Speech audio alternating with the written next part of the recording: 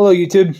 Tonight we're going to work on cutting the splines of the box and releasing the lid. So hope you follow along, enjoy, and remember to subscribe.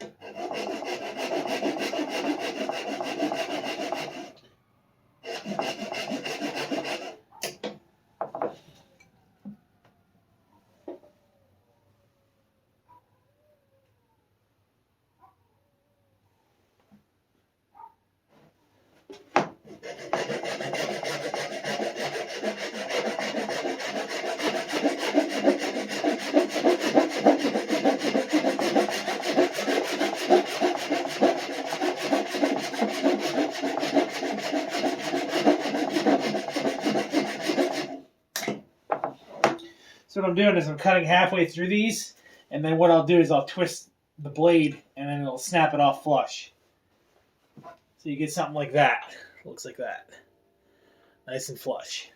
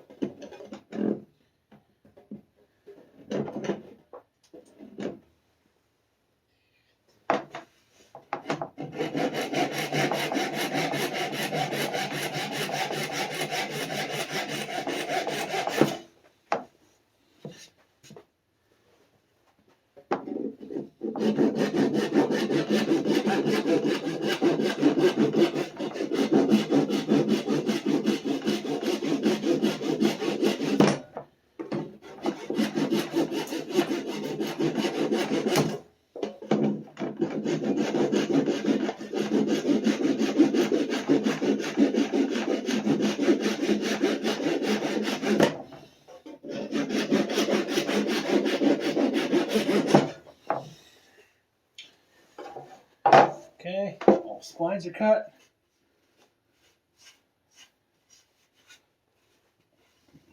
Now we're going to sand it up and go from there.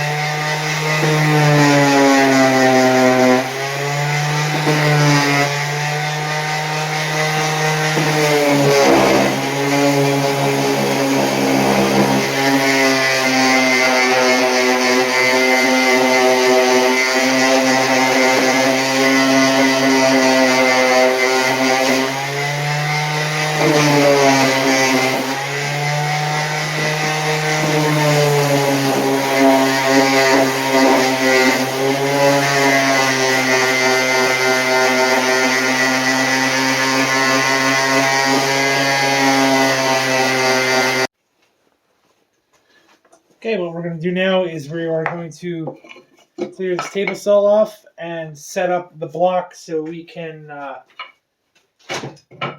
take this lid off. Now what you want to do is you want to find the height of your wood. We're going to go here, you're going to get the blade set way too high. You want it to be right about the thickness of your wood. About right there.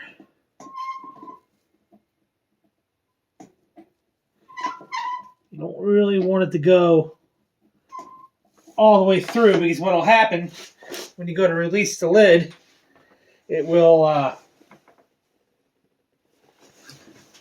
shift. And it'll cause an imbalance on the lid, which will lead you to a nightmare of having to sand.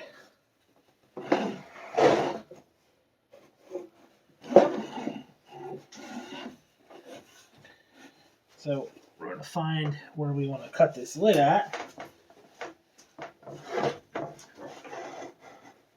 Since I usually do right about there. Right there. That'll do. Gonna set my block up.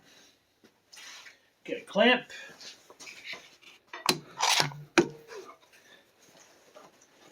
Let's see if you guys can see this. Can you see this okay?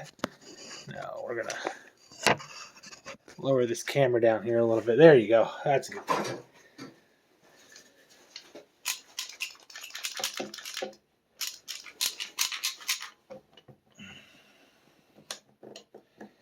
block nice and steady. Make sure our blade's set. Make sure we're flush against the fence and the block. And make our first cut.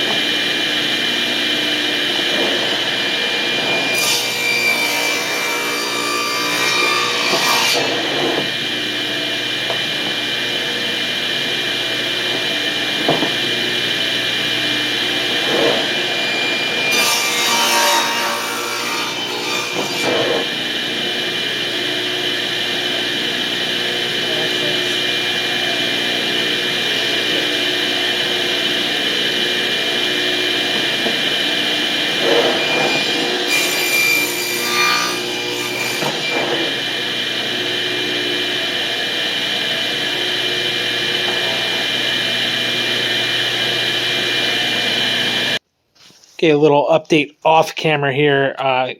Had a little bit of a problem. The lid top split on the back side here, and now I had to cut a piece of wood in here to splice a new piece of wood in where it split. It's relatively the same thickness, so we shouldn't have any issues here when it comes to putting the lid back together or on the top of the box and flushing it out nice and even here. We'll get that. Okay, our lid has been repaired, and this is what you're looking for. A nice flush cut, just like that. So now what we're going to do is we're going to get the torch out and we're going to put our finish on it. And then when we pick back up tomorrow, I would be doing the laser engraving and the fractal burning. So stay with me. Have a good night. Okay, so don't mind the shaky camera here. Getting my torch out. And what we're going to do is we're going to put our finish on it. Just like this.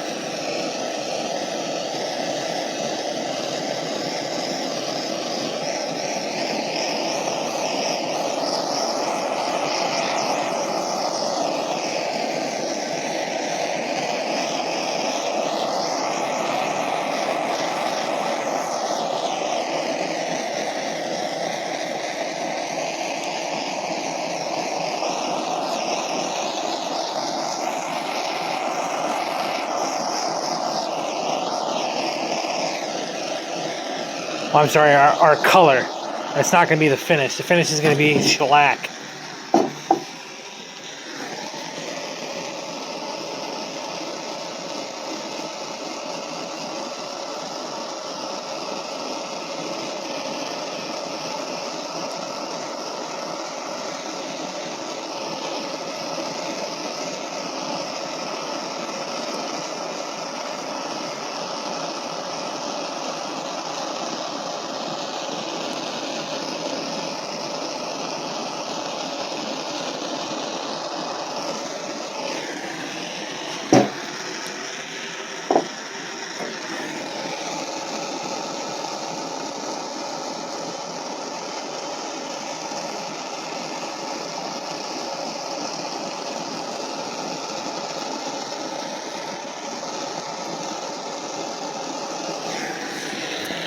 A nice color, and when you get that shellac on there, even makes it look nicer. This will also prevent the wood from rotting.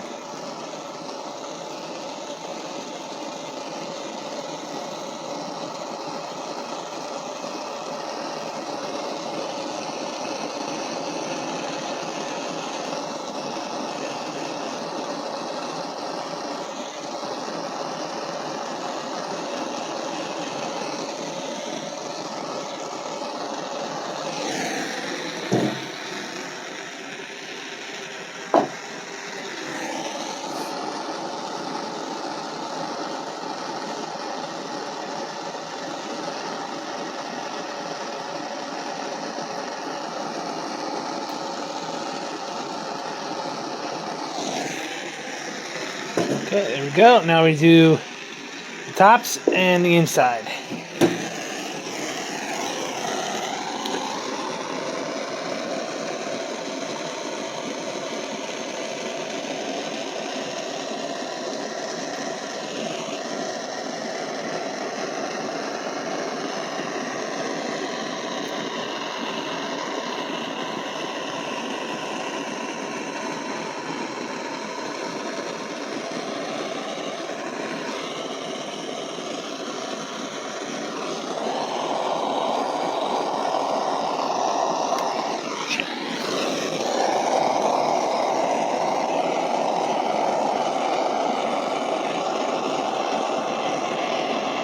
Don't want to hold it on here too long because you'll cause the wood to crack, and that would be bad.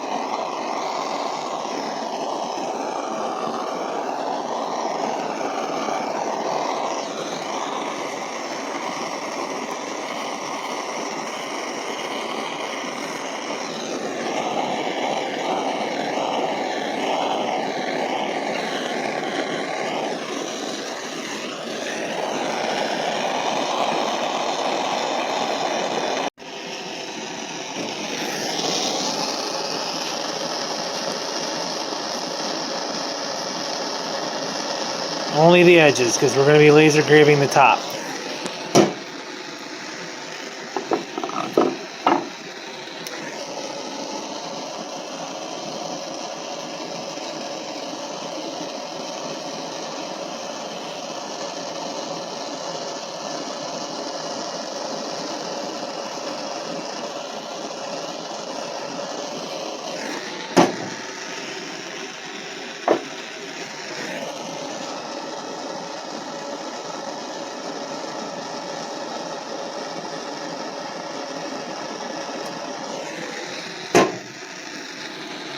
Okay, there we go.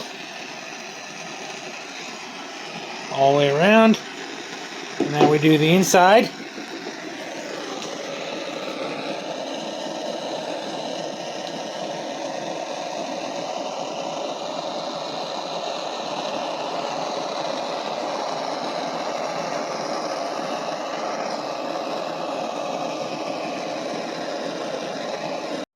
Okay, so we got the laser engraver about ready to go.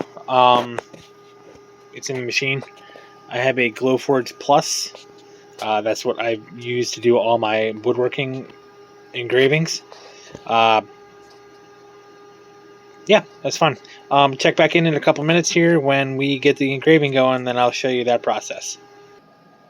Okay, this is the alignment of the engraving, and we are just waiting for the computer to tell me how long it's going to take, which is going to be right around 20 minutes and 10 seconds. And there's the machine firing up, and there we go, off to the races.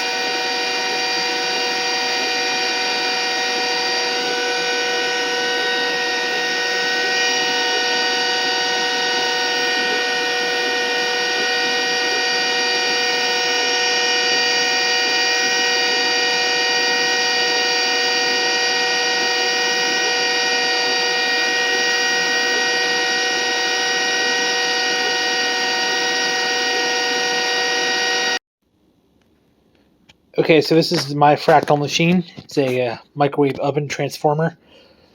And what we're doing now is we're going to burn the Lichtenberg figures into the lid of this box using a baking soda and water electrolyte solution.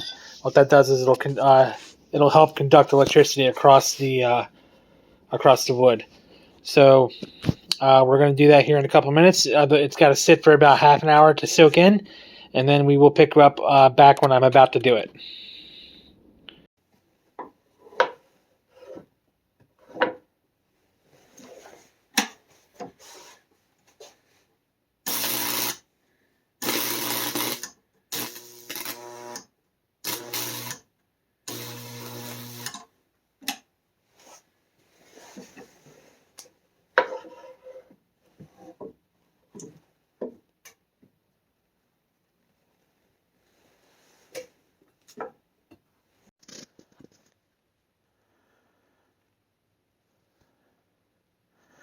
So we're going to clean this out with a wire wheel and then take it over to the router and put the edge on it. We're all done with the fractal process. Went on the router, got the beveled edge on it.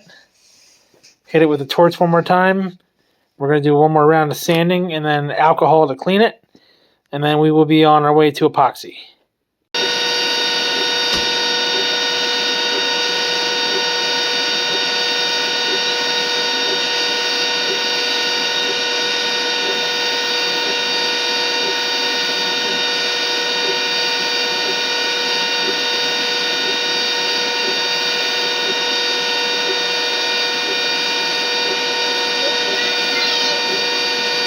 Epoxy. This is my epoxy stuff. We're going to do the lid. And we're going to pour the bottom of the box. The color we're going to be using is Duo Violet Brass from Perlex. We are also mixing 3 ounces of finewood glaze coat in our pigment.